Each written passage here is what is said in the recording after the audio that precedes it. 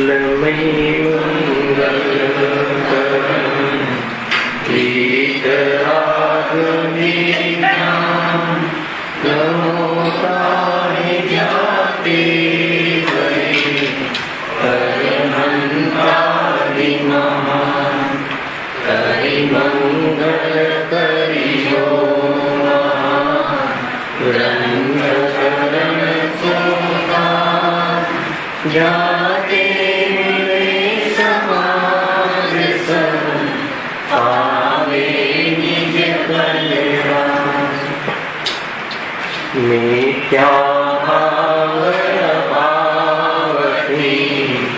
जे प्रगटे निज भाव ते भयवंतर हो सदा तेज मोक्ष रूपा। श्री मोक्ष मार्ग प्रकाशित ग्रंथ से बीजा अधिकारना अंतर्गत घाती अघाती कर्म અને તેના કાર્ય એ ટોપિક પર ચર્ચા ચાલે છે। અનાદિથી સત્તા ભિન્ન ભિન્ન હોવા છતાં ઘાતી કર્મ અર્થાત તો જડ અને ચૈતન્ય આત્મા બંને લક્ષણ ભેદથી પોતાના સ્વચતુષ્ટયમાં રહેવા છતાં બંને વચ્ચે નિકટ સંશ્લેષ સંબંધ એક ક્ષેત્રવાળા સંબંધ સંભાવશે તેની વિશેષ ચર્ચા આગળના પ્રકરણમાં કરી। જુદા હોવા છતાં બંધાય છે અને ક્યાંથી બંધાયેલા છે? અનાદિથી। જે અનાદિથી બંધ થયેલું છે એવા કર્મો નું ફળ શું આવે છે? તો એનું કાર્ય શું છે? આત્માના કયા કાર્યમાં, આત્માના કયા વિઘ્નમાં, આત્માને કઈ પ્રકારની મલિનતામાં અર્થાત સંયોગ આદિમાં આ કર્મ નિમિત્ત બને છે એની ચર્ચા અહીંયા કરવામાં આવી છે। હવે તે કર્મ જ્ઞાનાવરણાદિ ભેદો વડે 8 પ્રકારના છે। ત્યાં 4 ઘાતી કર્મોના નિમિત્તથી જીવના સ્વભાવનો ઘાત થાય છે। શું કહ્યું? ઘાતી કર્મ દ્વારા જીવના સ્વભાવનો ઘાત થાય છે। सकल निरावरण प्रत्यक्ष प्रतिभास में एक अखंड परम पारिणामिक भाव लक्षण जिन्हों से इन्हें स्वभाव कहे थे। जो शू कहे सकल निरावरण थे। स्वभाव तो निरावरण है, स्वभाव पर तो आवरण है नहीं। ज्ञानावरण आदि ज्ञान स्वभाव पर आवरण करवामा निमित्त बनवा वाला कर्म समझ में आवे है। घातमा स्वभावना घातमा स्वभाव स्वभाव तरीके तो क्यारे पण घात न थाय, पण स्वभावना पर्यायमा प्रगट थवामा विघ्न, प्रगट थवामा अर्थात तो प्रगट न थवामा मददरूप। बेमांथी कुछ तो लई लो कि स्वभावનું प्रगट न थવું वस्तु तरीके દ્રવ્યમાં સ્વભાવ તો પ્રગટ જ છે, જેનો ક્યારેય અભાવ ન થાય ને સ્વભાવ કહે છે। એ સ્વભાવનું પર્યાયમાં પ્રગટ ન થવું, ખ્યાલ? પ્રગટ ન થવું એ પણ એક કાર્ય છે, સમજો? અને પ્રગટ થવું એ એક કાર્ય છે। તો પ્રગટ ન થવાનું કાર્યમાં જે કર્મ નિમિત્ત બને છે, સ્વભાવનો નાશ તો ક્યારે થતું નથી। स्वभावનો નાશ થઈ જાય તો દ્રવ્યનો નાશ થઈ જાય। તો સ્વભાવનો નાશ એટલે કયા અર્થમાં છે? કે પર્યાયમાં પ્રગટ ન થવામાં જે નિમિત્ત બને છે એવા કર્મોને ઘાતી કર્મ કહે છે। એક જ સમયમાં બે વાત કહી છે, વસ્તુ દ્રવ્ય અને પર્યાય ખરેખર તો એક જ છે, અર્થાત તો એક જ વસ્તુ છે। એના જે બે ફંક્શન છે એમાં જે દ્રવ્ય તરીકે અર્થાત તો ત્રિકાલ સ્વભાવ તો મોજૂદ છે, ત્રિકાલ સ્વભાવનું પર્યાયમાં વ્યક્ત ન થવું એમાં જે નિમિત્ત છે એવા કર્મોને ઘાતી કર્મ કહે છે। વ્યક્ત ન થવામાં નિમિત્ત એનું નામ ઘાત। આગળ સ્પેશિયલ પ્રશ્ન બી લીધો છે, ત્યાં વિશેષ ચર્ચા આપણે કરીશું। તેમાં જ્ઞાનાવરણ દર્શનાવરણ વડે જીવના જ્ઞાન દર્શન સ્વભાવની વ્યક્તતા થતી નથી અને તે કર્મના ક્ષયક્ષમ અનુસાર કિંચિત જ્ઞાન દર્શનની વ્યક્તતા રહે છે. આ ચર્ચા આપણે ગયા વ્યાખ્યાન પૂરી કરી હતી. શું ચર્ચા કરી હતી? જ્ઞાનાવરણ દર્શનાવરણ કર્મ એનો ઉદય, એના ઉદયથી જીવને જ્ઞાન દર્શન સ્વભાવની વ્યક્તતા થતી નથી. નિમિત્ત કથન છે, કારણોનો આપણે બહુ વિશેષ ત્યાં ચર્ચા કરી આવ્યા હતા કે એક ઉપાદાન કારણે, નિમિત્ત કારણે, બધી વ્યવસ્થિત ચર્ચા આપણે ક્રમથી કરી છે. અહીંયા શું લેવું છે કે જે જ્ઞાનાવરણ ને દર્શનાવરણ એ કયા ગુણમાં નિમિત્ત બને છે, કયા ગુણના હીનતામાં નિમિત્ત બને છે? જ્ઞાનાવરણીય કર્મ જ્ઞાન ગુણની હીનતામાં નિમિત્ત બને છે. દર્શનાવરણીય કર્મ દર્શન ગુણની હીનતામાં અર્થાત વ્યક્તતામાં, લખ્યું નહીં, વ્યક્તતા થતી નથી એમાં નિમિત્ત બને છે. નિમિત્તની ચર્ચા છે. અન્ય કોઈ તો નિમિત્ત પણ નથી. જ્ઞાનાવરણીય કર્મ ઉદયમાં હોય ત્યારે જ્ઞાન પૂર્ણ રીતે વ્યક્ત થતું નથી. દર્શનાવરણીય કર્મ હોય ત્યારે દર્શન પૂર્ણ રીતે વ્યક્ત થતું નથી. એટલે કર્મનો ઉદય, જ્ઞાનાવરણીય દર્શનાવરણીય કર્મનો ઉદય અને જ્ઞાનાવરણીય દર્શનાવરણીય કર્મનો ક્ષયક્ષમ, આ બે વસ્તુ તમને સમજાવી હતી આપણે કર્ણન યુગના માધ્યમથી. જ્ઞાનાવરણીય દર્શનાવરણીય કર્મનો ઉદય આવરણમાં નિમિત્ત બનવા વાળા કર્મનો ઉદય હોય અને આ બાજુ જ્ઞાનની એવી યોગ્યતા હોય કે એ વ્યક્ત ન થાય. તે જ્ઞેયો સંબંધી જ્ઞાનની વ્યક્તતા ન થવી એના નિમિત્તમાં જ્ઞાનાવરણીય દર્શનાવરણીય કર્મનું નિમિત્ત બને. આખો પ્રાસ તમે સમજજો, પછીનો વિસ્તાર આપણે કરીશું. ખ્યાલ શું ભાઈ? જ્ઞાનાવરણીય દર્શનાવરણીય, આ બાજુ જ્ઞાનને, તે પદાર્થને જાણવાની પર્યાયગત યોગ્યતા નથી. એ વખતે જ્ઞાન વ્યક્ત ન થયું એમાં કોણ નિમિત્ત છે? તો કે જ્ઞાનાવરણીય કર્મ. તે પદાર્થનું સામાન્ય અવલોકન રૂપ દર્શન ન થયું એમાં કોણ નિમિત્ત છે? દર્શનાવરણીય કર્મ. તો દર્શનાવરણીય કર્મનો ઉદય નિમિત્ત છે, જ્ઞાનાવરણીય કર્મનો ઉદય નિમિત્ત છે, ઉદય શબ્દ. હવે આ બંને કર્મનો ક્ષયોક્ષમ, બીજી લીટી શું લખ્યું જો? પણ એ કર્મના ક્ષયોક્ષમ અનુસાર ગજર છે. આમાં કોઈ જ્ઞાનને પરાધીન બતાવ્યું છે એમ નહીં, બસ નિમિત્ત કેવો સંબંધ છે. આ બાજુ એની યોગ્યતા નથી તો આવરણ છે, અને આ બાજુ અને પછી જ્ઞાનમાં જાણવાની યોગ્યતા છે તો કર્મનો ક્ષયોક્ષમ છે. પેલામાં કર્મનો ઉદય, કયા કર્મનો? સામા જ્ઞાન દર્શનના સ્વભાવની વ્યક્તતા થતી નથી, અર્થાત કોઈ જ્ઞેય પદાર્થોનું જ્ઞાન અયથાર્થ થાય છે, અર્થાત તો એ સંબંધી જ્ઞાન થતું નથી એવા ઔદયિક અજ્ઞાનમાં કોણ નિમિત્ત બને છે? જ્ઞાનાવરણીય દર્શનાવરણીય. સમજજો. તો એમાં જ્ઞાનાવરણીય દર્શનાવરણીયનો શું કહેવાશે? ઉદય કહેવાશે. અને ફંડામેન્ટલ સમજવું બહુ જરૂરી છે. પહેલા તો દર્શન અને જ્ઞાન ગુણ. દર્શન ગુણનું કામ કાર્ય શું છે? સામાન્ય અવલોકન. જ્ઞાન ગુણનું કાર્ય શું છે? વિશેષ અવલોકન. તમે સમજો. દર્શન ગુણનું કાર્ય જ્ઞેયોનું, કોનું?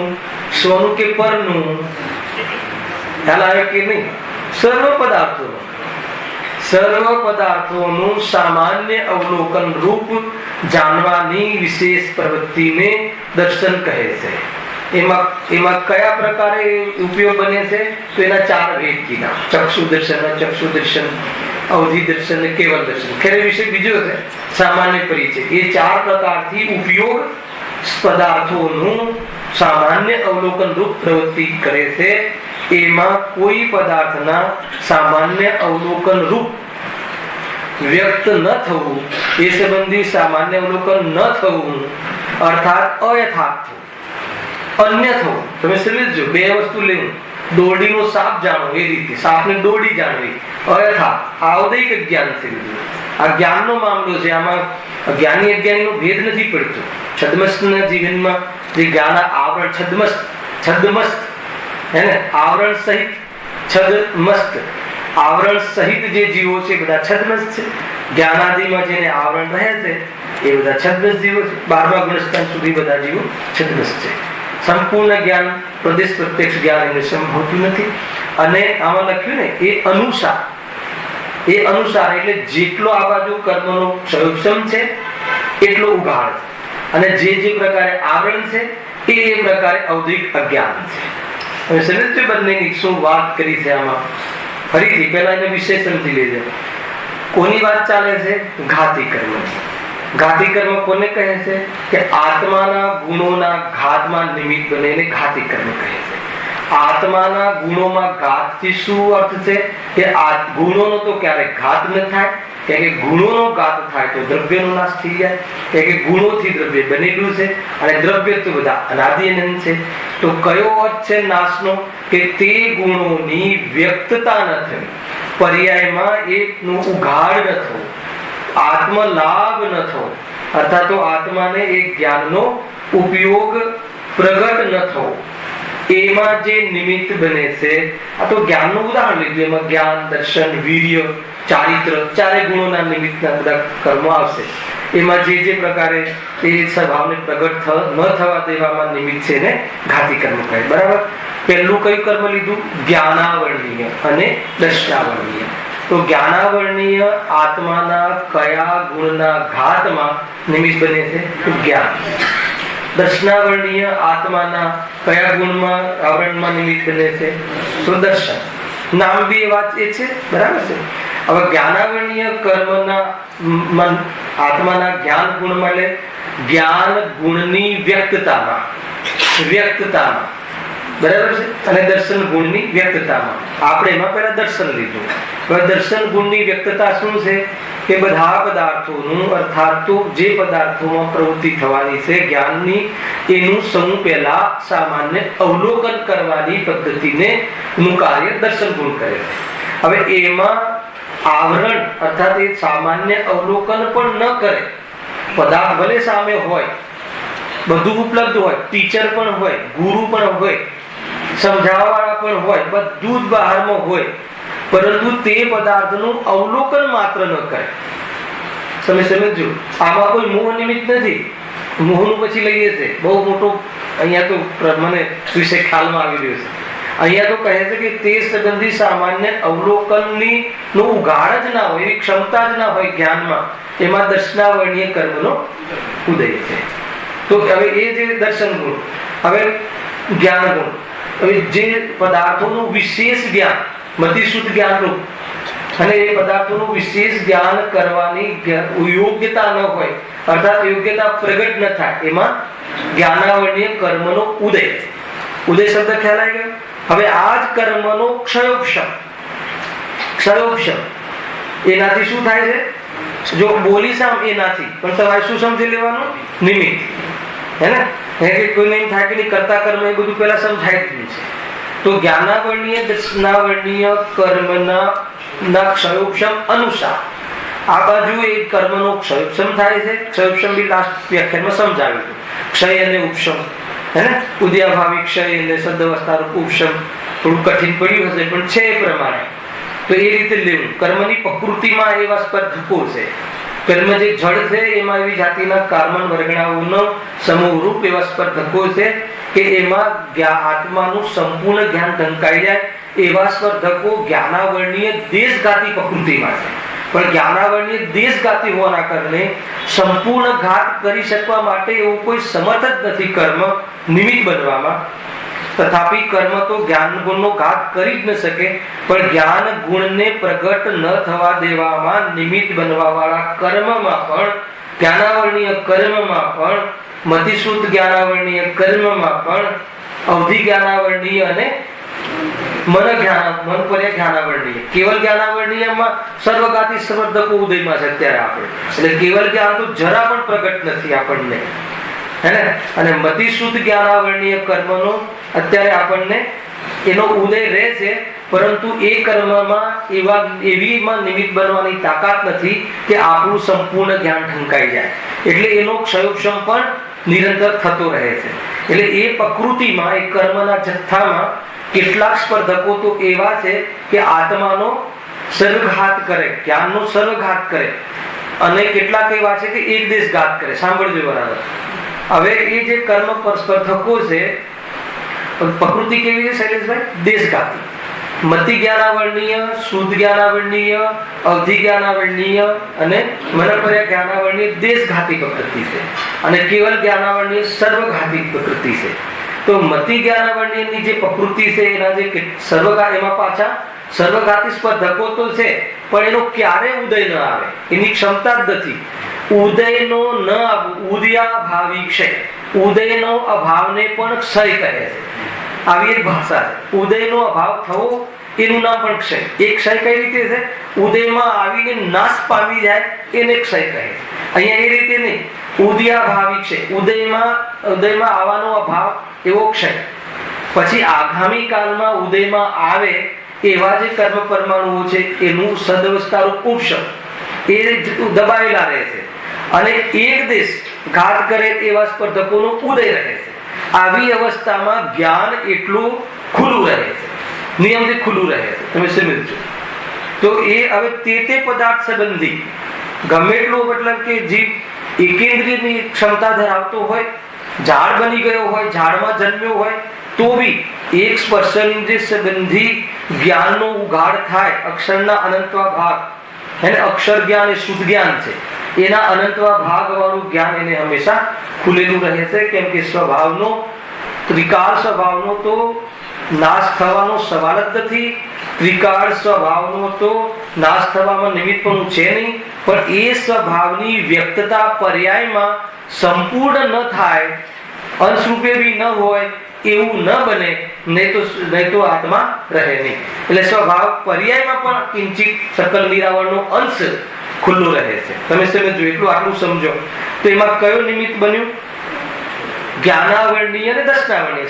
દર્શનાવર્ણીય સામાન્ય અવલોકન, જ્ઞાનાવર્ણીય વિશેષ અવલોકનમાં એનો ક્ષયોપમ વિશેષ અવલોકનમાં નિમિત્ત બને છે.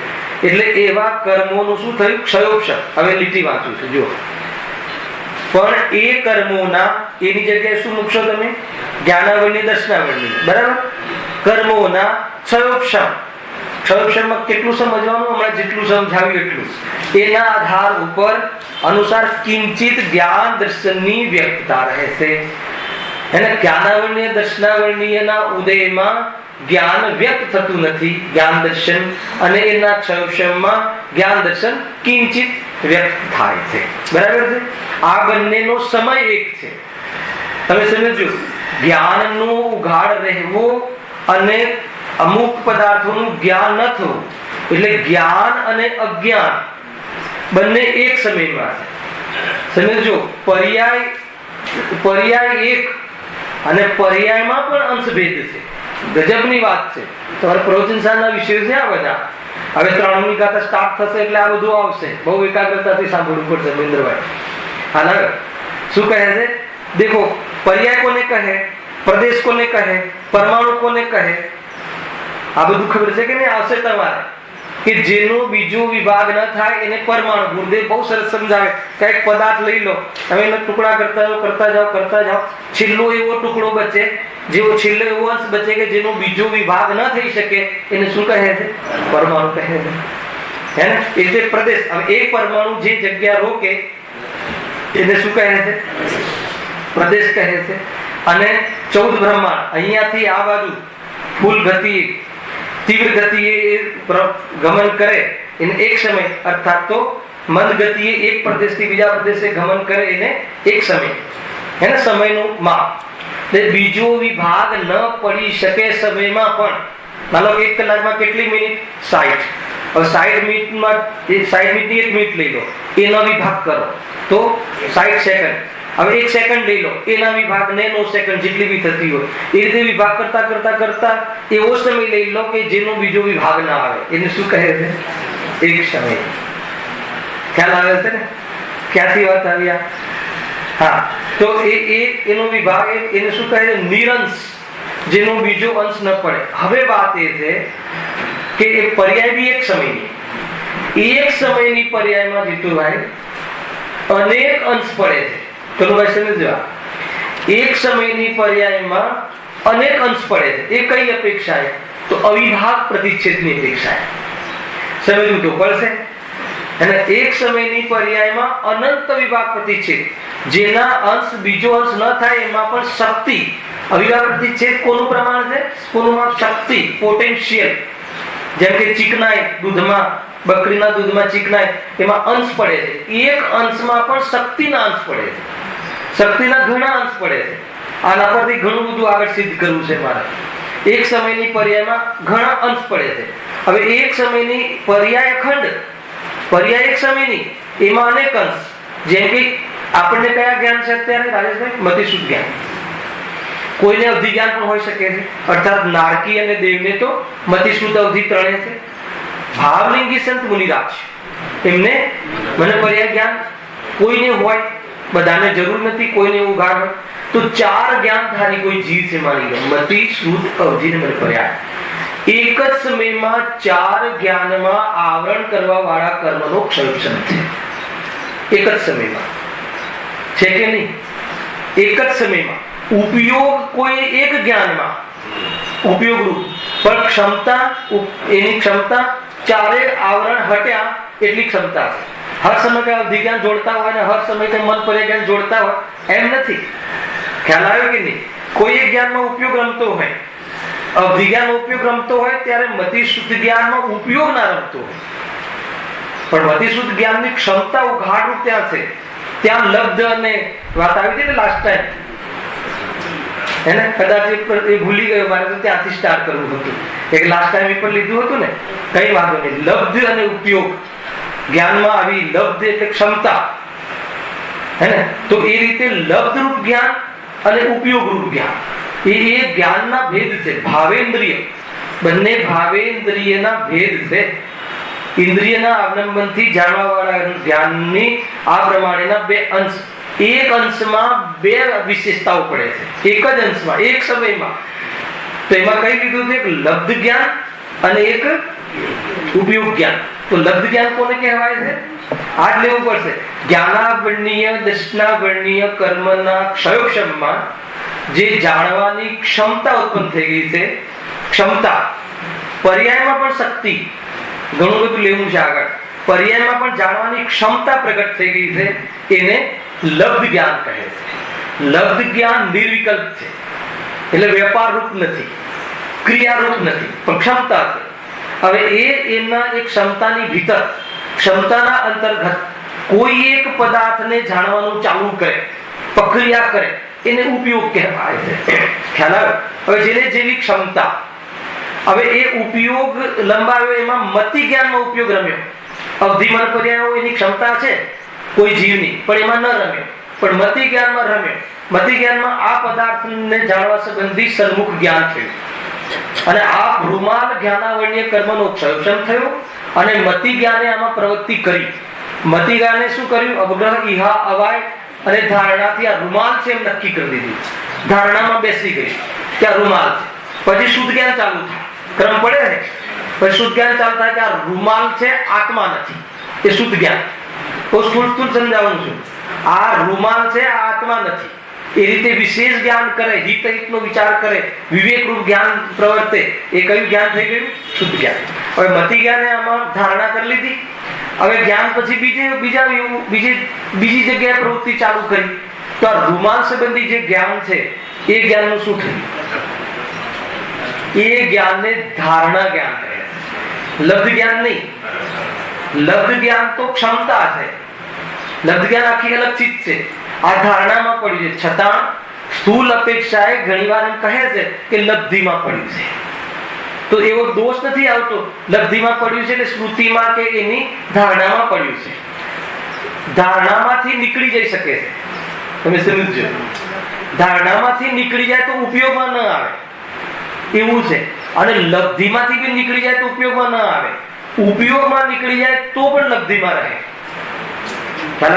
ઉપયોગ તો ક્યાંય બી ગયો પણ લબ્ધિમાં અને ધારણામાં પડી રહે.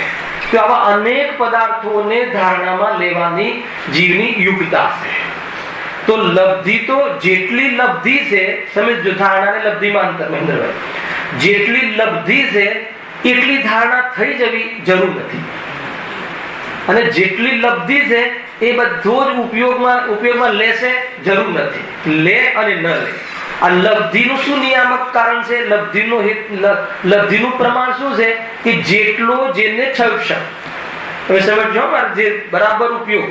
અને ભાઈ લબ્ધિ જ્ઞાનનો શું છે કે એનું પ્રમાણ શું? તમારી કેટલી લબ્ધિ, અશોકભાઈની કેટલી લબ્ધિ, મારી જ્ઞાનની કેટલી લબ્ધિ. લબ્ધિ એટલે ક્ષમતા. તો ક્ષમતામાં અલગ અલગ છે, દરેકની અલગ અલગ ક્ષમતા છે. અને અલગ અલગ ક્ષમતા હોવાના કારણે જીવમાં જ્ઞાનનો વિકાસ પણ અલગ અલગ જોવા મળે છે. તમે સમજો, કેમ કે નથી કોઈને આચડે જ નહીં, કોઈને તરત યાદ રહી જાય, તો એની ક્ષમતા અલગ અલગ છે. તમે બરાબર સમજો, ક્ષમતા બધાની અલગ અલગ છે. આ ક્ષમતા કોણ નક્કી કરે? તો જ્ઞાનાવર્ણ્ય કર્મનો ક્ષયક્ષમ. જ્ઞાનાવર્ણ્ય કર્મનો ક્ષયક્ષમનો આધાર કોણ? હાલ કે નહીં? તો કહે છે કોઈ કસાયની મંદતાનું નિમિત્ત પામીને, સમજો મારે તર્ક બતાવો છે, કોઈ કસાયની મંદતાનું નિમિત્ત પામીને પૂર્વમાં આગળના ભાવમાં કોઈ કસાયની મંદતા કરી એનું નિમિત્ત પામીને જ્ઞાનનો વિકાસ કરો. શું આધાર છે? શું આધાર છે? શું તર્ક છે? તો જુઓ, એક તો કસાયનો અભાવ થતા જ્ઞાન પૂર્ણ થાય છે. કસાયનો અભાવ ક્યાં થાય છે? 12મા ગણસ્થાને સંપૂર્ણ, અને પછી જ્ઞાન પૂર્ણ થાય છે. એક બીજું, કસાયની મનતા જ્યાં જ્યાં હોય ત્યાં જ્ઞાનનો વિકાસ થાય. નિમિત્ત નૈમિત્તિક સંબંધ છે, સ્વતંત્ર ગુણ હોવા છતાં. અને એના કેટલા આધાર? એકેન્દ્ર જીવમાંથી એકાત્રસ્પર્ય પામી અને મનુષ્ય જીવન કેવી રીતે આવતું હશે?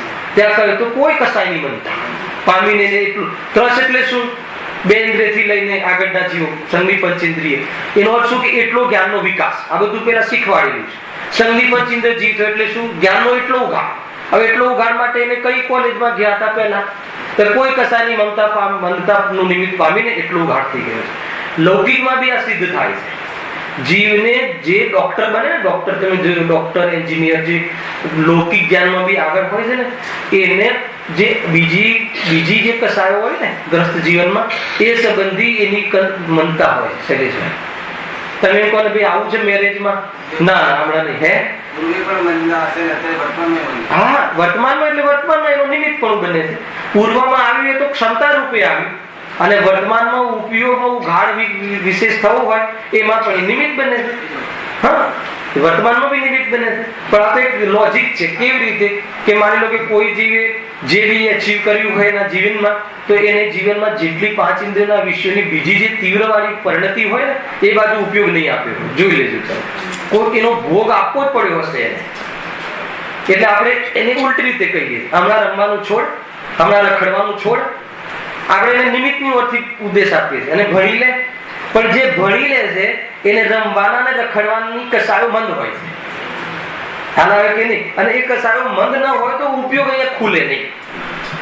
ક્યાંથી વાત થાય છે? ખ્યાલ? આ તો લોજિક છે, નિયમ છે આવો. બહાર દેખાવાની પ્રવૃત્તિના આધાર પર નહીં જોતા, એની કસાયની લેવલ જોજો. હવે એ તો એને જ ખબર હોય. બહાર આવ્યો હોય, માન લો કે છતાં બી કોઈ પ્રવૃત્તિમાં જોડાયો કોઈ પ્રયોજન વશ, પણ એનું મન અને ઉપયોગ ત્યાં લાગેલો હોય, તમને બહાર ભલે દેખાતો હોય. આ બધું નિયમ જ છે. ખેર મારે એ બતાવવું છે કે જે લબ્ધ જ્ઞાન ક્ષમતા નો આધાર જ્ઞાનાવર્ણીય અને દર્શનાવર્ણીય કર્મનો ક્ષયોક્ષમ, અને એના આધાર ઉપર એક જીવને ક્ષમતા પ્રાપ્ત થાય છે. અને એ ક્ષમતા જ્યારે પ્રાપ્ત થાય છે પછી એ ભાવેન્દ્રિય, પછી કોઈ ઇન્દ્રિયના માધ્યમથી એ ઇન્દ્રિયના પદાર્થોમાં જ્ઞાન પ્રવૃત્તિ કરે છે. પ્રવૃત્તિ કરે એટલે જાણવાની વાત છે, હજુ મોહની વાત નથી. પ્રવૃત્તિ કરે છે અને નિર્ણય કરી લે છે કે આ પૂતગલ જ છે, નિર્ણય કરી લે છે કે આ રૂમાલ જ છે, નિર્ણય કરી લે છે કે આ છે, હે ને? નક્કી કરી લે છે કે આમ જ હોય, આનું સ્વરૂપ આમ છે, આનું સ્વરૂપ આમ છે, આત્માનું સ્વરૂપ આમ છે, બુકનું સ્વરૂપ આમ છે, નિર્ણય કરી લે છે. એ ધારણા જ્ઞાન થઈ ગઈ. હવે વાત એ હતી કે ક્ષમતા મારી જે પ્રગટ થઈ છે, તમારી પ્રગટ થઈ છે, એ કેટલી છે? મારે તો હવે એમાં રસ બતાવો છે. લાસ્ટ ટાઈમ મેં આખું પ્રવચન આપી લીધું હતું કે ક્ષમતા સંગની પંચેન્દ્રિય જીવને જ્ઞાનની એટલી ક્ષમતા તો ખ્યાલ લેજો એમાં. અને એમાં મનુષ્ય જીવને તો જે માતાના ગર્ભના 9 માસ પકડીને 8 વર્ષે એવી સહજ યોગ્યતા છે જ્ઞાનમાં કે આત્મકલ્યાણ કરી શકે એમાં જેટલું જાણવું પડે એટલી ક્ષમતા તો દરેક જીવને. કોને? દરેક જીવને. પાપી હોય, પુણ્યશાળી હોય, વર્તમાનમાં પાપ કરતો હોય, માંસ શાદી ખાતો હોય, હે ને, કૂતરું હોય, બિલાડું હોય, દેડકો હોય, કોઈ બી એટલી ક્ષમતા તો છે. હવે ક્ષમતાની યુટિલિટી કરે કે ના કરે એ અલગ વાત છે, પણ ક્ષમતા છે. ખ્યાલ આવે શું કહું છું? ક્ષમતા તો એટલી છે જ. દરેક સંઘની પંચેન્દ્ર જીવની એની ક્ષમતા તો છે. હવે એટલે એની યુટિલિટી કરવી કે ન કરવી એ પછી વિષય લેશું. પણ એટલી ક્ષમતા છે. એટલે આપણે શું થઈ ગયું કે નહીં, અમે તો 70 વર્ષ થઈ ગયા, 80 વર્ષ થઈ ગયા અને હવે કશું યાદ રહેતું નથી. એ જીવને પણ 8 વર્ષથી લઈને સળંગ એ જે 80મું વર્ષ છે ત્યાં સુધી રાગમાં દુઃખ છે. બની શકે રાગને યાદ કરવા રૂપ, અર્થાત તો આશ્રમના ભેદ પ્રભેદને યાદ કરવા રૂપ, અર્થાત તો સાત તત્વને નામને યાદ રાખવા રૂપ ક્ષયોક્ષમ ની શક્તિ ન હોય, પરંતુ આ દુઃખરૂપ છે, આ સુખરૂપ નથી એવી ભાવ વાસના કરવાની જ્ઞાનની ક્ષમતા છે. હવે એને મોહને વશ થઈને નહીં હમણાં રહેવા દો, એ પછી વાત છે. હમણાં તો રાગમાં મજા આવે છે, એ વાત જુદી. સમજમાં આવે છે કે નહીં? આ કેમ કહ્યું? બે રીતે કહ્યું. કોઈ જીવને ભય થતો હોય કે અમને યાદ નથી રહેતું, તો કે એવી વાત છે નહીં. આત્માનુભૂતિમાં યાદ રાખવાની વાત છે જ નહીં. સમજજો. એ તો આત્માનુભૂતિ થઈ ગયા પછી અને આત્માનુભૂતિ પહેલા વિશેષ પુરુષાર્થ ન થતો હોય ત્યારે જીન વચનમાં રમીને એના પ્રમેયો યાદ રાખવા રૂપ એની બુદ્ધિ જેટલી લગાવે. એક તો એના માટે નક્કી કીધું, બરાબર. એક બીજા કયા જીવ માટે વાત કરી? કે એક તો એવા જીવ માટે કે જે ટેન્શનમાં રહે છે કે ભાઈ અમને તો તમે અહીંયાથી જેવા પગથિયા ચડ્યા ભૂલી જ જઈએ છીએ. તમે જેટલા ભેદ પ્રભેદો કહો છો, કઈ વાંધો નહીં. અત્યારે વેદ પ્રભેદમાં તમારું જ્ઞાન વર્તીને એટલો તો નિર્ણય કરી લીધો ને કે રાગ દુઃખ રૂપ છે, એ યાદ ન રહે એવું તો બને જ નહીં. સમજી લેજે. ખ્યાલ આવે ને? તો એટલી ક્ષમતા તો છે. સ્થૂલ કથન છે આ. કોઈ કહે અમે કોમામાં જતા રહ્યા, એ વાત જુદી છે, હે ને. મૂળ તો આજે કોમા વાળો તો કોઈ જીવ છે જ નહીં અહીંયા, હે ને. એક બીજો સ્ટેપ શું છે? બીજું સ્ટેપ એમ છે કે કોઈ બીજું જે કહ્યું ને કે કોઈ જીવ એવું એમ લઈ અને એમ કહે કે નહીં અત્યારે તો 80 વર્ષ થઈ ગયા, હવે તો શાંતિ મળી છે. ખ્યાલ આવે કે હવે શાંતિ મળી છે એટલે શું? હવે બધું ઠેકાણે પડ્યું છે, છોકરાઓ પણ સેટ થઈ ગયા છે, છોકરાઓના ઘરે એવા છોકરાઓ આવ્યા છે કે જે આપણને રમાડવાનો ભાવ આવે, તો હમણાં એ રાગ દુઃખરૂપ છે એ વાત રહેવા ના. ખ્યાલ આવે તો કહે હે હા એન્જોય, એને એન્જોય કહે છે, બરાબર. એન્જોય કરી લઈએ. તો કહે છે કે એ જીવને પણ કહે છે કે ભાઈ એ રાગ છે, તારું સ્વરૂપ નથી, અત્યારે નક્કી કરવાનું તારો અવસર છે. ખ્યાલમાં આવે છે? અને ત્રીજું સ્ટેપ એ લઈએ કે ઘણા જીવોને કહે ભાઈ અમને યાદ નથી રહેતું, તો એક જીવ એવો છે કે બહુ યાદ રાખે છે. તો શું અંતર પાડવું? કે જેને સ્મશાનમાં પગ લટકતા હોય, બુદ્ધિ અર્થાત જ્ઞાન એવી ક્ષમતા વાળું ના હોય, એને કે યાદ ન રહે, તો એ જીવને દ્રવ્યાન યોગના વિષયો એને શુદ્ધાત્મા જ્ઞાન સ્વભાવી છે, રાગનો ત્રણેય કાઢ્યા ભાવ છે, એવી યુક્તિ દ્વારા એટલું જેટલું જ્ઞાનની ક્ષમતા છે એમાં લગાવી દેવી. હલાવે કે નહીં? અને જેને જ્ઞાન ઘણું છે, બાલની ખાલ કાઢી લે, કોમ્પ્યુટરના પૂર્જાનો બોધ કરી લે, હલાવે કે નહીં? એટલા વાયરસના નામ હોય બધા યાદ રહેતા હોય, એટલું જ્ઞાનની ક્ષમતા છે. ક્ષમતા અલગ અલગ થઈ ને. તો એ ક્ષમતા વાળા જીવને અપ્રયોજનભૂત તત્વોમાં વિશેષ જ્ઞાન ન બગડે એટલા માટે એને એમ કહે છે કે જીનવાણીના કર્ણાન યોગના વિશે પણ તું સમજી લે. સમજમાં આવે છે? આમાં કોઈ જીવ ક્યાંયથી બી સ્વચ્છતા ન ગ્રહણ કરે એટલે આ રીતની પ્રરૂપના કરું છું. નહીં તો કોઈ કે મજા પડી ગઈ ભાઈ એ કીધું પણ છે અને ગુરુદેવના માધ્યમથી બોલે છે એટલે આપણા માટે તો છૂટતી ગઈ કે કઈ નહીં ભણો કાંઈ નહીં, આપણે તો પછી કરી લેશું કે રાગ દુઃખરૂપ છે. એમ નથી. જ્ઞાન ઘણું હોય અને પછી કરી લેશું. ખ્યાલ આવે કે નહીં? એમ કરી અને શાસ્ત્ર સ્વાધ્યાયમાં પ્રમાદ કરે તો એ જ્ઞાન ક્યાંય ને ક્યાંય તો વર્ક કરશે જ. ક્યાં વર્ક કરશે? અપ્રયોજનભૂત તત્વમાં. અને મોહ તો જોડે છે. આ બાજુ જ્ઞાન ખુલ્લો અને સાઈડમાં સાથે મોહ, પછી શું રંગ આવે? એના શું રંગ આવે? દુઃખ દર્દ નો રંગ આવે, કસાય નો રંગ આવે. કસાયને પણ લીસ્યામાં રંગના આધારથી કહી છે. કૃષ્ણ લીસ્યા રંગના આધાર, એ બધી લીસ્યાનું જીવન જીવે, એનો યોગ એનાથી રંજીત થઈ જાય. સમજો ક્યાંથી ક્યાં વાત, તમને પ્રયોજનમાં વાત લઈ આવવાનું છે. વાત તો એટલી જ છે કે આ લબ્ધ અને ઉપયોગરૂપ જ્ઞાન એ રીતે. અને અહીંયા એમ હતું કે જેટલું જ્ઞાનાવરણીય કર્મનો ઉદય છે એટલું તો અજ્ઞાન છે, અને જેટલું જ્ઞાનાવરણીય કર્મનો ક્ષયોત્સન છે એટલું તો જ્ઞાન છે. એક જ સમયમાં અજ્ઞાન અને જ્ઞાન. આ કયું અજ્ઞાન લેવું? ઔદૈક અજ્ઞાન. આ કયા અજ્ઞાનની વાત નથી? મિથ્યાત્વ સહિત અજ્ઞાનની વાત નથી. અજ્ઞાનના લાસ્ટ ટાઈમ કેટલા ભેદ બતાવ્યા હતા? હે ને? 4 બતાવ્યા હતા ને પૂર્વ, યાદ છે? પેલો ભેદ કયો બતાવ્યો હતો? હે? મિથ્યા જ્ઞાન. મિથ્યા જ્ઞાન એટલે શું? મિથ્યાત્વ સહિતનું જ્ઞાન, એને અજ્ઞાન. જે વિપરીત જાણે, વિપરીતતા સહિત અજ્ઞાન, મોક્ષ માર્ગમાં આ અજ્ઞાનની વાત છે. પછી એક કયું અજ્ઞાન?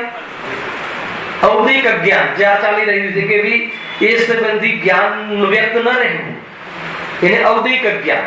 એનાથી એ બંધ થતો નથી. પછી કયું અજ્ઞાન? અલ્પજ્ઞતાને પણ અજ્ઞાન કહે છે. યદ્યપિ ઔદિક અજ્ઞાનમાં જ આવી જાય છે, છતાં એને વિશેષ ભેદ કે 12મા ગુણસ્થાન સુધી બી કેવલ જ્ઞાન નથી થયું એ અપેક્ષા અજ્ઞાન કહે છે. અને કયું અજ્ઞાન? કે જેનામાં જાણવા દેખવાની શક્તિ જ નથી, જડ, એને પણ એક અજ્ઞાન કહે છે. અહીંયા કયા અજ્ઞાનની વાત ચાલે છે? ઔદિક અજ્ઞાન. એ અજ્ઞાનથી બંધ થાય કે ન થાય? કે ન થાય. અચ્છા, જેટલું ઉઘાડ છે એનાથી બંધ થાય કે ન થાય? ન થાય. તો બંધ શાનાથી થાય? તો કે મોહથી. સમજો, ઔદિક અજ્ઞાનથી તમને આ પદાર્થ, જો પ્રયોજનભૂત વાતની, અપ્રયોજનભૂત પદાર્થની વાત છે. પ્રયોજનભૂત પદાર્થોનું પણ જ્ઞાન ન થાય, એમાં પણ જ્ઞાનાવરણીય કર્મનો જ ઉદય છે. હવે એટલી ક્ષમતા તો છે કે સુખ શામાં છે ને દુઃખ શામાં છે, પણ એક ક્ષમતા હોવા છતાં જીવ ચોઈસ શું કરે? એમાં મોહ કામ કરે છે. એ પછી આપણે આગળના વિષયમાં એનો ખુલાસો કરીશું. અહીંયા વાત એ છે કે ઔદિક અજ્ઞાન અને જ્ઞાન તો બે એક જ સાથે કઈ રીતે છે કે જેટલો જ્ઞાનનો ઉઘાડ છે, પર્યાય એક અને અંશ ભેદ ઘણા. આપણે એક અથરનું વાયફર અત્યારે કરી રહ્યા છે. એનો પર્યાય એક, મારી જાણવાની પર્યાય એક. અત્યારે હું રૂમાલને જાણી રહ્યો છું, પર્યાય એક. એ સમયમાં મને ઘણું બધું જ્ઞાન નથી, ઘણું આ ફેબ્રિક શાનું છે એ સંબંધી મને જ્ઞાન નથી. તો એ અજ્ઞાન એક જ સમયમાં. અત્યારે હું મોક્ષ માર્ગ પ્રકાશ સંબંધી મારું જ્ઞાન પ્રવર્ત્યું છે, એનો મને ઉઘાડ છે, પરંતુ એની અંદર 9મા અધિકાર સંબંધી મને જ્ઞાન નથી. અર્થાત હું સમયસારનું અત્યારે હું વાંચન કરી રહ્યો છું, જ્ઞાન કરી રહ્યો છું. એ વખતે મને ગુજરાતી તો જ્ઞાન છે, પણ હિન્દી અર્થાત તો સંસ્કૃત ગાથાઓનું જ્ઞાન નથી. તો એક જ સમયમાં જ્ઞાનનું હોવું અને એ સંબંધ, અન્ય પદાર્થ, અન્ય દેવો સંબંધી જ્ઞાનનું એબસેન્ટ રહેવું, એબસેન્ટ રહેવું એ પણ એક કાર્ય છે. અને એ જ્ઞાનની પ્રવૃત્તિ થવી એ પણ એક કાર્ય છે. બંને એક જ સમયમાં. એ સંબંધી ખ્યાલ આવે છે કે એબસેન્ટ રહેવું, એ જ્ઞાનનું ન થવું. એ જ્ઞાન મને અત્યારે નથી એવું વર્તી રહ્યું છે, અને આટલું જ્ઞાન છે એવું વર્તી રહ્યું છે એક સમયમાં. અને આગળ તો ચારિત્ર અધિકારમાં એક જ પર્યાયમાં બે અંશ કર્યા કે ન કર્યા? શરાબ ચારિત્ર, વિતરાગ ચારિત્ર, તો બે પર્યાયો છે. પર્યાય એક જ પર્યાયમાં બે પ્રકારની વિશેષતા એક સમયમાં. માનો કે કોઈ ચતુર્થ ગુણ સ્થાન વર્તી સમય દ્રષ્ટિ જીવ છે, સમજજો. હવે એને ક્રોધ આવ્યો, આવે કે ના આવે? આવે. હવે ક્રોધ આવ્યો તો એને કયો ક્રોધ નથી અને કયો ક્રોધ છે એક જ સમયમાં? ખ્યાલ આવે કે અનંતતાનો એ ક્રોધની પર્યાય કેવી છે? શુદ્ધ છે કે અશુદ્ધ છે? શુદ્ધ છે. ખ્યાલ આવે કે નહીં? કેવી રીતે છે? તો કે જેટલો એમાં અનંતાનુબંધી ક્રોધ નથી એટલી એ પર્યાય શુદ્ધ છે, અને જેટલું અપ્રત્યાખ્યાનાવરણીય કર્મનો ક્રોધનો ઉદય છે એટલી એ મલિન છે. એક જ સમયમાં પર્યાય ના બે અંશ પડે. ગુરુદેવે કહેલું છે આ બધું, જેટલો રાગ છે એટલો સુખી, ને જેટલો દુખી, ને જેટલી વિતરાગતા છે એટલો દુખી. તો એક સમયમાં બે પરિણામ છે કે એક જ પરિણામની આવી બે યોગ્યતાઓ એક જ સમયમાં. રાગ વખતે નહીં તો રાગ વખતે ભાઈ સુખ સિદ્ધ નહીં થાય. જે રાગનું પરિણામ છે એ વખતે સુખી સિદ્ધ નહીં થાય. હું ઓલું દ્રષ્ટિ અપેક્ષા સુખની વાત નથી કરતો. જે દ્રષ્ટિ અપેક્ષાનું સ્વામિત્વ નથી, એને અપનત્વ માનતો નથી, એ નહીં. જેટલી કસાય નથી રહી એક ચોકડી વાળી એટલું સુખ સમજ આવે છે કે નહીં? નહીં તો નહીં. એ તો જે જ્ઞાની ધર્માત્મા તો ક્રોધને પોતાનું નથી માનતા, એને એમાં સ્વામિત્વ, સાચી વાત છે, એમાં સ્વામિત્વ બુદ્ધિ નથી. પોતાનું નથી માનતા એટલે શું? પોતાનો સ્વભાવ નથી માનતા. અને પોતાનો માને છે એટલે શું? કે મને અત્યારે આવો અપરાધ થયો છે, મને આવો અપરાધ થયો છે એટલે શું? કે કર્મો નથી કરાયો. હાલ આવ્યું કે નહીં? એટલે શું થઈ ગયું? કર્મો નથી કરાયો નો શું થઈ ગયું? કે હું જ દૂર કરી શકીશ. કર્મો કરાવતા હોત તો હું આ ક્રોધને નાશ ન કરી શકત. હવે હે શું? હા જરૂર કહી શકીએ. જ્ઞાનધારા અને રાગધારા બે છૂટી પડેલી છે ને, તો એ તો મુખ્ય છે. જ્ઞાનધારા રાગને તો જાણે છે, પણ આ તો એ જ રાગની અવસ્થામાં બે અંશ ચારિત્રની ઓરથી કથન કર્યું છે અત્યારે. જ્ઞાનીને તો એટલે તો જ્ઞાની છે. જ્ઞાનીને રાગ નથી એટલે જ્ઞાની છે, કે જ્ઞાનીને રાગ અને જ્ઞાન ભિન્ન લાગે છે એટલે જ્ઞાની છે. રાગ નથી એ તો કેવલ જ્ઞાની છે. શું કહ્યું? રાગ નથી એ તો કેવલ જ્ઞાની છે. પણ અહીંયા રાગ છે અને જ્ઞાન છે, પણ રાગ અને જ્ઞાનને એક નથી માનતા એટલે જ્ઞાની છે. ખ્યાલ આવે કે નહીં? અને બીજી કઈ રીતે જ્ઞાની છે? કે રાગનું કારણ પરને નથી માનતા અને રાગનું કારણ સ્વભાવ નથી માનતા. તો રાગનું કારણ પોતાની એક સમયની પર્યાયની ભૂલ માને છે. આખું આ રીતનું એનું સ્ટાન્ડર્ડ છે. જે રીતે સમજવું બધું જ ક્લેરિટી થઈ જશે.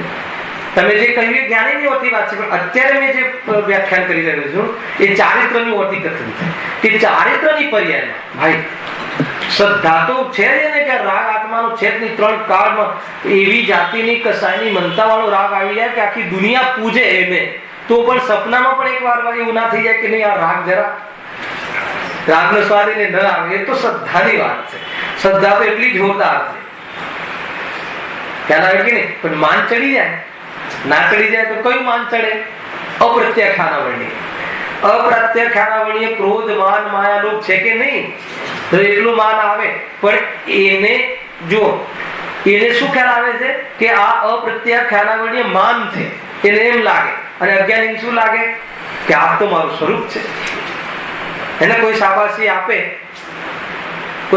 આપે મતલબ સભામાં એના નામ બોલાય ને બધું કહે, અને સામે સમ્યક દ્રષ્ટિ બેઠું હોય એનું નામ બોલાય, અને એને એક વાર કદાચ એમ થઈ ગયું શું વાત છે, મારી વાત થાય છે એમ થઈ ગયું માની લો, તો એને કઈ કોટીનું માન કહેવાય? પછી એને શું ભાન રહે છે? કે આ તો અપ્રત્યાખ્યાનાવરણીયનો કસાયનો ઉદય છે, માન કસાયનો ઉદય છે. આ મને માન કસાય છે એમ એને ખ્યાલ છે. અને અજ્ઞાનીને એ ભેદ નથી પડતો, એટલા માટે અજ્ઞાન છે. તમે જે કહ્યું હું તો જુદું કહું છું. એક સમયમાં એક જ ચારિત્રની પર્યાય લઈ લો, એક ચારિત્રની પર્યાય લઈ લો, એમાં રાગ અને વિતરાગતા બે એક સાથે રહે છે. બે પર્યાય નહીં, એ પર્યાયની શક્તિના અંશ ભેદ પડ્યા એક જ સમયમાં. અચ્છા પર્યાય લઈ લો, માનો એક સમયની, તો 25% એમ ભેદ છે.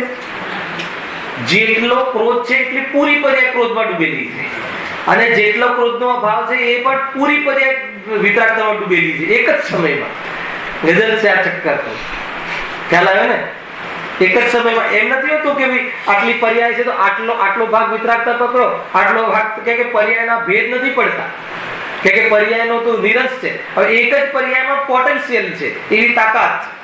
આપણે પણ કહીએ છીએ, ઘણી વાર કહીએ છીએ ને આ બધી અભિવક્ષાઓ છે કે આ દીકરો નાનો છે ને આ દીકરો મોટો. ઘણીમાં કે બેટા તું બહુ નાનો છે, કેમ નાનો છે?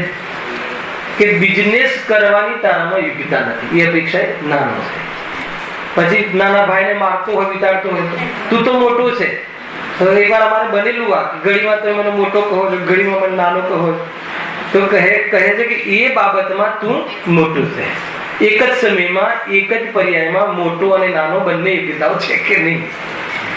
ગજબ છે ભાઈ. ગર્ભિત શુદ્ધતા અહીંયા નથી. ગર્ભિત શુદ્ધતા તો મિથ્યા દ્રષ્ટિની વાત છે. ભાઈ બહુ સરસ પ્રશ્ન પૂછ્યો. ગર્ભિત શુદ્ધતા ક્યાં છે?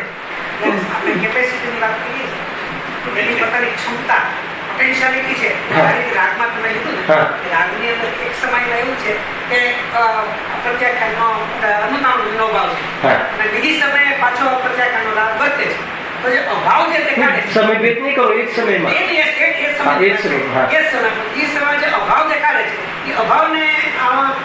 એ ગર્ભિત નહીં, તો વ્યક્ત છે.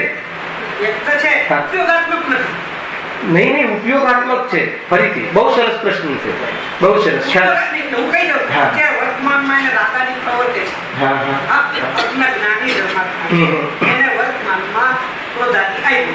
વર્તમાનમાં જે ક્રોધાદી આવ્યો એ એક સમયની ઉપયોગાત્મક સ્થિતિ થઈ. એ સમયે લક્ષ્મી બીજી વાત નથી. તો એ સમયે પાછો ત્યાં અનંતાનુબંધીનો તો અભાવ છે. બરાબર છે. તો એ જે અનંતાનુબંધનો અભાવ પડ્યો છે, જે ઉપયોગાત્મક નથી. આપણે એમ કહે છે ઉપયોગાત્મક છે. હું ઉપયોગાત્મકની ભાષા કઈ રીતે કરું છું કે ઉપયોગમાં અત્યારે એને તાકાતી પ્રવર્તે છે એટલે ઉપયોગાત્મક કરું છું. એક મિનિટ, હવે ખ્યાલ આવી ગયો. બહુ સરસ. મહેન્દ્રભાઈનો પ્રશ્ન એ છે કે એટલે મેં પ્રશ્ન આવ્યો ગર્ભિત શુદ્ધતામાં, તો બહુ સરસ. પણ એ જો ગર્ભિત શુદ્ધતા કહેશું ને તો જ્ઞાની નહીં ઠરે. એક સમ્યક દર્શન અને સમ્યક ચારિત્ર બંનેમાં ગૌણપણું લાભ પહેલાથી સમજો, સ્ટેપ બાય સ્ટેપ, પછી તમારો પ્રશ્ન કવર કરીએ. સમ્યક દર્શન અને સમ્યક ચારિત્ર એમાં મુખ્ય ગૌણનો ભેદ પડતો નથી. એક સમ્યક દર્શન અને સમ્યક ચારિત્રમાં વ્યક્ત અવ્યક્તનો ભેદ પડતો નથી. બે, જ્ઞાનમાં મુખ્ય ગૌણનો ભેદ પડે છે. જ્ઞાનમાં ઉપયોગાત્મક અનુપયોગાત્મકનો ભેદ પડે છે. બરાબર છે. જ્ઞાનની અંદર અલગ વસ્તુ છે. માનો કે જ્યારે હું આત્માની મને અનુભૂતિ થઈ અને હું વિચારો બધા મતલબ કે ભોગના કરું છું, તો મને મારું જ્ઞાનમાં કોઈ વિષય ગૌણ થાય, કોઈ વિષય મુખ્ય થાય, પણ પ્રતીતિ ત્યાં વ્યક્ત કહેવાશે, ઉપયોગાત્મક કહેવાશે. એક અને જેટલું ચારિત્ર છે એ પણ તમે કહ્યું ને કે ઉપયોગની અપેક્ષા, ઉપયોગ તો ક્રોધમાં રમે છે, તો ક્રોધમાં રમે છે તો અન્ય ક્રોધમાં નથી રમતું, એ જુદી વાત છે. પરંતુ જેટલો ક્રોધમાં નથી રમતો એટલો બી ઉપયોગાત્મક વ્યક્ત છે. એક એટલે ત્યાં વ્યક્ત જ લેવાશે. અને બીજી તમારી જે એમાં ખ્યાલ તમને આવી રહ્યો છે એમાં શુદ્ધોપયોગ ને પરિણતિ બે વાત ત્યાં આવે છે. તો પરિણતિ રૂપ જે છે એ પણ વ્યક્ત છે, અને પેલામાં અપ્રત્યાખ્યાનાવર્ણીય ક્રોધમાં ઉપયોગ રમી રહ્યો છે એટલો શુદ્ધોપયોગ નથી. શુદ્ધોપયોગ નથી, પણ શુદ્ધ પરિણતિ નથી એવું નથી. શુદ્ધ પરિણતિ પણ ઉપયોગાત્મક વ્યક્ત જ કહેવાશે. કેમ કે તો નિજરા નહીં થાય, એનો સ્વાદ ચાલુ છે, બધું ચાલુ છે, અને ત્યાં લબ્ધ અને શું કહેવાય કે ઉપયોગ એવો ભેદ ત્યાં નથી પડતો. લબ્ધ અને ઉપયોગ તો જાણવામાં ભેદ છે કે કેટલા વિષયો જાણવાની ક્ષમતા અને જાણવાની ક્ષમતાઓ છતાં કેટલામાં ઉપયોગ રમે, એ જ્ઞાનમાં લબ્ધ ઉપયોગ છે. લાસ્ટ ટાઈમ બી આપણે વાત થઈ હતી, સ્લાઇડ પછી મેં કીધું હતું કે આ વિષય જુદો છે. એવું તમે લબ્ધ અને ઉપયોગના વિષયમાં કહીશ. લબ્ધ અને ઉપયોગ ચારિત્રમાં લાગુ નથી પડતું. લબ્ધ અને ઉપયોગ, આ તો મેં ઉદાહરણ માટે ચારિત્રની લીધી કે એક સમયમાં જયારે ચારિત્રમાં અંશભેદ પડે છે, એક પર્યાયમાં ઉદાહરણ માટે લીધું. અહીંયા જે અંશભેદ પડે છે એ તો લબ્ધ અને ઉપયોગમાં પડે છે. જ્ઞાનમાં તો ચારિત્રમાં લબ્ધ ઉપયોગ ને ચારિત્ર તો જેટલું વ્યક્ત થઈ ગયું એટલું આપણા બાપનું એમ, એમાં કોઈ દિવસે એમાં એવું નથી, એ ક્ષમતારૂપ નથી, મતલબ એ તો વેપાર જ ચાલે છે, સ્વાદ લઈ રહ્યો છે. માનો કે તમને જેટલી વિતરાગતા થઈ ગઈ અને આ બાજુ તમને કોઈ બહારમાં શોકનો પ્રસંગ બન્યો, તો એટલું તમે જોડાયા, તો તમે સ્વાદ લઈ રહ્યા છો, એ વખતે આત્માનો આનંદનો એ વ્યક્ત છે ચારિત્રની અપેક્ષાએ. લબ્ધમાં ક્ષમતા પેલો ખ્યાલ આવી ગયો તમને, પછી અહીં આવીએ. પેલામાં કોઈ એવું નથી, વ્યક્ત જ છે. એટલે કહ્યું ને જેટલી પર્યાય જાગૃત છે જેટલી પર્યાયમાં રાગ વ્યક્ત છે એટલું તો સુખ સ્વાદ રનિંગ, અને જેટલી પર્યાયમાં એ રાગ અવ્યક્ત છે, રાગમાં પ્રવૃત્તિ કરે છે એટલું દુઃખ. હવે હજુ એમાં બી એક ફંક્શન ઓર બતાવો. હવે શું થાય કે માની લો કે એ બુદ્ધિપૂર્વક નો રાગમાં પ્રવર્તે, બુદ્ધિપૂર્વક એટલે એના જ્ઞાનમાં આવે છે કે હું આ ક્રોધ કરી રહ્યો છું, પછી શુદ્ધોપયોગમાં જતા રહે મુનિરાગ, અર્થજ્ઞાની શુદ્ધોપયોગમાં જતા રહ્યા તો બુદ્ધિપૂર્વક નો રાગ ન રહે, પરંતુ અબુદ્ધિપૂર્વક નો રાગ ત્યાં વ્યક્ત છે એટલો બંધ ચાલુ છે.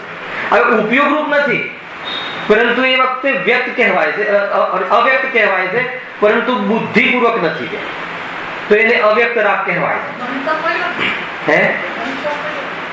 તો વ્યક્ત છે ને એટલી કસાયની ટળી નથી, વાસનામાં છે, પણ એને અવ્યક્ત કેમ કીધું કે એના ખ્યાલમાં નથી આવતું કે અત્યારે મને કોઈ કઈ કસાય, કેવલીના ખ્યાલમાં છે, પણ ખ્યાલમાં ન હોવા છતાં એટલું દુઃખ રહે છે એટલું વેદનમાં છે. એ પૂર્ણ સુખી નથી થઈ ગયા મુનિરાગ. જ્યારે શ્રેણીમાં શુદ્ધોપયોગમાં ધ્યાનમાં લીન હોય ત્યારે કોઈ બી રાગમાં ના હોય, કોઈ બી મતલબ કે પોતાના શિષ્યને બોલતા ના હોય, અર્થાત તો એ સદંથી ક્રોધ ન કરતા હોય અને સ્વરૂપમાં લીન હોય, એ વખતે બુદ્ધિપૂર્વકનો રાગ કોઈ નથી, પરંતુ અબુદ્ધિપૂર્વકનો રાગ છે. હવે રાગ છે તો એ કયો રાગ હશે તો કે કેવલી ગમ્ય. રાગ એટલે કયા પરિણામ હશે તો કે કેવલી ગમ્ય છે. પણ રાગ છે એ કેવલી ગમ્ય છે, પણ એટલું દુઃખ જે થાય છે એ એમના વેદનમાં હોય. એટલો ખ્યાલ આવી ગયો. હવે તમે પછી પ્રશ્ન પૂછ્યો લબ્ધ, એ શું પૂછ્યું લબ્ધનું? હા, જ્ઞાનમાં લબ્ધ. જ્ઞાનમાં કેવી રીતે લબ્ધ છે? એટલે કોઈ બી માની લો કે કોઈ એક વ્યક્તિ છે, એને આપણે એમ કહીએ નહીં, હવે એમાં સમ્યક દ્રષ્ટિ લાગુ ના પડે. ઉપયોગાત્મક લબ્ધની જે સ્થિતિ છે એની અંદર એક જે જ્ઞાની ધર્માત્મા છે એની સ્થિતિ આપણે કહીએ. હા, લબ્ધ એમાં લબ્ધમાં કઈ રીતે નહીં, એક વિરેજ કહી રહ્યો. લબ્ધ અને ઉપયોગ જ્ઞાનમાં સમ્યક દ્રષ્ટિ મિથ્યા દ્રષ્ટિના ભેદ નથી પડતા, બધાને કોમન છે. લબ્ધ અને ઉપયોગાત્મક જે જ્ઞાનનો ઉઘાડ છે એમાં કોઈ એમાં એ રીતે છે, માનો કે કોઈનું લબ્ધ જ્ઞાન દ્વાદશાંગ ની ક્ષમતા વાળું છે, અને કોઈનું લબ્ધ જ્ઞાન 11 અંગની ક્ષમતા વાળું છે, અને કોઈનું લબ્ધ જ્ઞાન એક અંગની ક્ષમતા વાળું પણ નથી. હવે તમે જ્ઞાની લગાવી દો કે સમ્યક દ્રષ્ટિ મુનિરાજ કુનકુનદેવ, એમનું જે ક્ષમતા છે જ્ઞાનની, એક અંગનું બી જ્ઞાન કરી લે એટલી ક્ષમતા નથી. અને એની સામે કોઈ મિથ્યા દ્રષ્ટિ મુનિરાજ 11 અંગનું જ્ઞાન કરી લે, 11 અંગ, જેમ કુનકુનદેવ કરતા પણ જ્ઞાનનો વિકાસ વધારે એટલી ક્ષમતા એની હોઈ શકે છે લબ્ધરૂપ. હવે કોઈ ત્રીજો જીવ લઈ લો, એની ક્ષમતા તો છે પણ યુટિલિટી કરી નથી, ઉપયોગમાં નથી લીધું એટલું, તો એવો પણ જીવ છે. 3 પ્રકારના જીવ બતાવે. બહુ સરસ પ્રશ્ન કર્યો ભાઈએ, એને ફરીથી લઈ લઉં છું, આ સમજવા જેવું પ્રશ્ન એમનો એમ છે પરિણિતિમાં આત્મા છે. જે જ્ઞાની છે ને એને પરિણિતિમાં આત્મા છે, નથી કહેતા જ્ઞાની ધર્માત્મા છે, એને પેલો ઉપયોગાત્મક સ્થિતિ ગમે હોય, પરંતુ એ પરિણિતિમાં આત્મા ચાલુ છે. એ પરિણિતિમાં જે આત્મા છે ને એને કઈ તમે બહુ સરસ, એમાં જ્ઞાનનો રોલ નથી. પહેલા તો પરિણતિમાં જે આત્મા છે ને એ સ્વાદનો રોલ છે, એમાં જ્ઞાનનો જરા પણ રોલ નથી. એમાં સમ્યક દર્શન, સમ્યક જ્ઞાન એટલે સ્વગેય શક્તિ વાળું સસન્મુખ જ્ઞાન, ખ્યાલ આવે ને? એ સ્વસન્મુખ જ્ઞાન અને સ્થિરતા અને શ્રદ્ધા, એ ત્રણેયની મિશ્ર પરિણતિ જે સ્વાદ છે એ પરિણતિ ચાલુ રહે છે. જ્ઞાનનો કોઈ રોલ નથી. જ્ઞાન તો આ બાજુ ચાલ્યું જાય, જ્ઞાનીનું જ્ઞાન પણ વેપારમાં ચાલ્યું જાય, વેપારમાં પણ કાવા દાવામાં ચાલ્યું જાય, એની યોગ્ય ભૂમિકા યોગ્ય અનુસાર, એને જે બી કે આ માલ વેચ્યો ને આ માલ વેચ્યો, જ્ઞાન તો ત્યાં ચાલે, પણ આ જ્ઞાન ત્યાં વર્તતું હોવા છતાં આ જ્ઞાન જ્યાં રમ્યું છે એ રમવા લાયક નથી એવું ભાન ત્યાં રહે, વિચાર કર્યા વગર. પ્રતીતિમાં જ્ઞાનની એક્શન નથી, પરિણતિમાં જ્ઞાનની એક્શન નથી. જ્ઞાનનું એક્શન તો પદાર્થોને જાણવામાં છે. હવે પદાર્થોને જાણવામાંથી નિવૃત્તિ કોણ કરાવે છે તો કે પરિણતિ. હલાવે કે નહીં? જ્ઞાનનું પ્રવૃત્તિ કરે ને બધા ગેયોમાં પ્રવૃત્તિ કરે જ્ઞાન, તો ત્યાંથી નિવૃત્તિ કોણ કરાવે છે તો કે પરિણતિ. જે પરિણતિનું જોર કહે ને ગુરુદેવે જોર, પરિણતિનું જોર એટલે શું? એની જે પરિણતિ બનેલી છે ત્યાં ફાવતું નથી એવી એ પરિણતિના કારણે ઉપયોગ ત્યાંથી નિવૃત્ત થઈ જાય અને પછી પાછો શુદ્ધ ઉપયોગ થઈ જાય. વળી પાછો શુદ્ધ ઉપયોગનું ક્ષમતા નથી હોતી એટલે વળી પાછો ઉપયોગ બહાર રમ્યા કરે, શુભમાં અશુભમાં બધે. વળી પાછી એવી પરિણતિનું જોર જેમ જેમ વધે હેરાન એ રીતે એ પાછો ઉપયોગ આવે. એ પ્રતિથી શ્રદ્ધાની વાત આવે. હા 100%. બરાબર. અને પરિણતિની અંદર કઈ રીતે? પરિણતિમાં ગુરુદેવે બે વાત બતાવી છે કે મુખ્ય રૂપથી તો ચારિત્રમાં ઘટાડે એ રીતે લીધું છે. છતાં એમને ગૌણપણે એમ કીધું કે જેટલા ગુણોની બધી શુદ્ધતા થઈ ગઈ છે એને પરિણતિ લઈ લેવી. હા, એ ધારાવાહિક. પરિણતિમાં કેમ? પરિણતિમાં ભેદ પડે છે. જેટલી પરિણતિ તમારી શુદ્ધ થઈ ગઈ કયા આધાર પર? પ્રતિતિ તો પૂર્ણ થઈ ગઈ છે, પ્રતિતિનો રોલ તો પૂરો થઈ ગયો છે. શુદ્ધતા ઓછી થઈ જાય કે વધી જાય તો પ્રતિતિમાં કાંઈ ફરક પડતો નથી. સ્વરૂપમાં ન રમે તો બી પ્રતિતિ તૂટતી નથી. હા, અને સ્વરૂપમાં રમી જાય તો બી પ્રતિતિ વધી જાય એમ નથી. પ્રતિતિ તો એકરૂપ છે. સમજો. પણ પરિણતિ કોના આધાર પર કહી તો કે ચારિત્ર, કે ભાઈ આની પરિણતિ વધી રહી છે એટલે શું કે આની વિતરાગતા, સ્થિરતા, લીનતા વધી રહી છે. હવે પરિણતિ વધી નથી રહી પણ જેટલી રહ્યા કરે છે એમ પરિણતિમાં વધઘટ થાય છે. પરિણતિમાં વધઘટ અર્થાત વિકાસ કરવામાં કયું સાધન છે તો કે શુદ્ધોપયોગ. પરિણતિ વધારવામાં ધ્યાન, પરિણતિ મારે વધારવી છે અર્થાત તો કસાયો ઓર અભાવ કરવી છે તો એમાં કયું સાધન તો કે શુદ્ધોપયોગ. જેમ જેમ શુદ્ધોપયોગ વધે, જેમ જેમ ધ્યાન વધે એમ કસાયનું લેવલ તૂટે, બીજું લેવલ, ત્રીજું લેવલ, એમ લેવલ તૂટે અને લેવલ તૂટે એટલી સ્થિરતા વધારે. હા, જ્ઞાનને તો જ્ઞાનની મોટી કથન છે. જ્ઞાનનું ઠરવું, જ્ઞાન કેમ બહાર ન રોકાયું? કેમ કે મોહ ના રહ્યો. એટલે મોહ ના રહ્યો એનું નામ સ્થિરતા, અર્થાત તો જ્ઞાનમાં ઠર્યું એનું નામ સ્થિરતા. ખ્યાલ આવે છે કે નહીં? અને આવું માની લો કે કોઈ પંચમ ગુણ સ્થાન વર્તી જીવ છે, એ પંચમ ગુણ સ્થાન વર્તી જીવ એના છોકરાનો લગ્નમાં જઈ રહ્યો છે, નાચી રહ્યો છે અને ચતુર્ગુણ સ્થાન વાળા જીવને કદાચ ક્ષણિક શુદ્ધ ઉપયોગ થયો તો બંનેમાં સ્થિરતા કોની વધારે? કયો વાત? તો પ્રવૃત્તિ તમે પૂછી ને, શુદ્ધ પરિણતિ કે પેલાની કસાય લેવલ એટલું નીકળી ગયું છે એટલી સ્થિરતા વધારે છે અને આને એક ચોકડીની સ્થિરતા ભલે શુદ્ધોપયોગ હોય. હવે શુદ્ધોપયોગને સાધન બનાવે તો પંચમ કરતા આગળ વધી જાય અને પેલો શુદ્ધોપયોગમાં પ્રમાદ કરે તો ત્યાંનો ત્યાં. ખ્યાલ આવે છે કે નહીં? બહુ સરસ પ્રશ્નો થઈ ગયા. પુરુષાર્થની વાત છે. એટલે પરિણતિનો આધાર ચારિત્ર છે. છતાં બી ગૌણપણે જેટલી ગુણોની પરિણતિ બની ગઈ એટલે આંશિક શુદ્ધિ થઈ ગઈ એટલી પરિણતિ, આંશિક શુદ્ધિ થઈ ગઈ એટલી એ પરિણતિ, એને પરિણતિ કહેવાય. અને જ્ઞાનની વાતથી તમે 2 મિનિટ લઈ લઉં છું. જે પ્રશ્ન બહુ સારો હતો કે લબ્ધ અને ઉપયોગ. લબ્ધ જ્ઞાન ક્ષમતા છે, એમાં જ્ઞાની અજ્ઞાની, મોટો નાનો, ગતિઓમાં કાંઈ ફેર નથી. અહીંયા એક 10મા ધોરણનો છોકરો બેઠો છે અને એક કોલેજિયન બેઠો છે પણ 10મા ધોરણના સ્ટુડન્ટની ક્ષમતા વધારે હોય લબ્ધિ અને પેલાની ઓછી હોય પણ 10માની વધારે હોય પરંતુ ઉપયોગમાં ના લેતો હોય. ખ્યાલ આવ્યો કે નહીં? કે આપણે ઘરમાં લાસ્ટ ટાઈમ ઉદાહરણ આપ્યું હતું કે આપણો છોકરો છે, આપણે 2 છોકરા છે, આપણે એમાં એક છોકરાને એમ કહીએ કે જો આ ભણે ને તો નંબર 1 લાગી દે અને બીજા છોકરા માટે ત્યાં ગમે એટલું ભણે ને તો આગળ નહીં આવે. એ શું આધાર છે તમારું? એ કહેવા પાછળ શું આધાર? કે પેલાની ક્ષમતા છે, આની ક્ષમતા નથી. એ ક્ષમતા જે છે ને એ લબ્ધ, એ લબ્ધિ, ઉપલબ્ધિ. હવે ક્ષમતાના આધાર ઉપર એના અંતરાલમાં, એની ભીતર એમાં કોઈ વિષય એને ઉપયોગીમાં રમાડે, પ્રવૃત્તિ કરે જ્ઞાનની, એનો ઉપયોગ કહેવાય. હવે આમાં જ્ઞાની અજ્ઞાનીનો ભેદ નથી પડતો. બધા જ જ્ઞાની હોય કે જે બી હોય અથવા અજ્ઞાની હોય, છદ્મસને આ રીતે લબ્ધ અને ઉપયોગનું જ્ઞાન હોય છે. જ્ઞાની અજ્ઞાનીનો આધાર તો એની યુટિલિટીના ઉપર છે. જ્ઞાન કોના સન્મુખ વર્તે છે અર્થાત તો જ્ઞાનને આત્મ સન્મુખ વર્તવામાં પુરુષાર્થ કરે છે એના આધાર ઉપર પછી ભેદો થાય છે.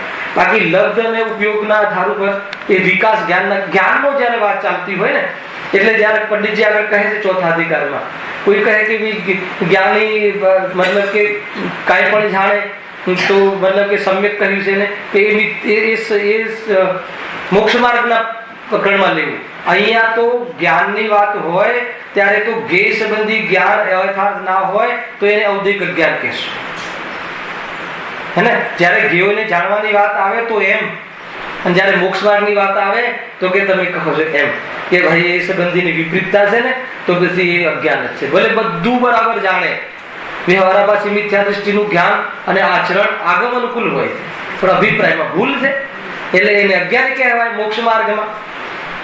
અને અહીંયા આચાર્ય કુંકુમદેવને અમુક ગ્રંથોનું જ્ઞાન ના હોય તો એ અપેક્ષા એમને ઔદિક અજ્ઞાન કહેવાય. ઔદિક અજ્ઞાન શબ્દ પૂરું સાંભળી લો, મિથ્યા જ્ઞાન નહીં, મિથ્યાત્વ વાળું મિથ્યા જ્ઞાન નહીં, અહીંયા કયું કહેવાય? ઔદિક અજ્ઞાન. અને ઔદિક અજ્ઞાન અને જાણવામાં જેટલું જાણે છે એટલું જ્ઞાન બે એક સમયમાં છે. તે સમ્યક અને મિથ્યાની વાત નથી આવતી. એટલે લબ્ધ જ્ઞાનમાં જ્ઞાનીનો રોલ અને અજ્ઞાનીનો રોલ એવું કાંઈ નથી. લબ્ધ જ્ઞાન એટલે એની ક્ષમતા, અને એવી ક્ષમતા અને એ ક્ષમતાની જો આખું જીવન નીકળી જાય શૈલેષભાઈ, પણ દરેક જીવનની ક્ષમતાની યુટિલિટી કરી લેતા હોય એવું નથી.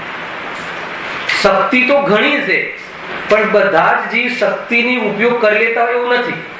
શક્તિ હોવા છતાં કાર્ય ન કરે એવા જીવો હોય છે.